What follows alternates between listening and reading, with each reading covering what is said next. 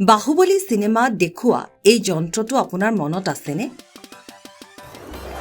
ইয়াক কেটেপা বুলি কোৱা হয়।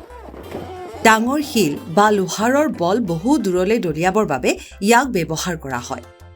প্ৰায় ২৪০০ বছৰৰ আগতে কেটেপাৰ ব্যৱহাৰ আৰম্ভ হৈছিল।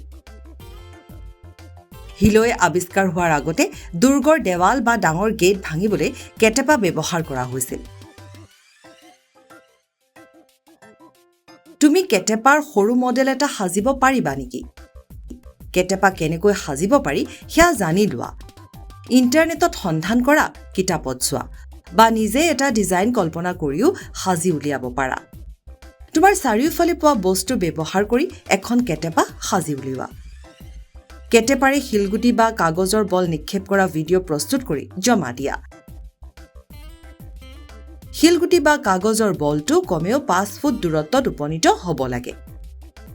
কিন্তু মনত ৰাখিবা, কেটেপাৰ সৈতে খেলি থাকোঁতে কোনো ব্যক্তি বা প্ৰাণীয়ে যাতে আঘাত নাপায়।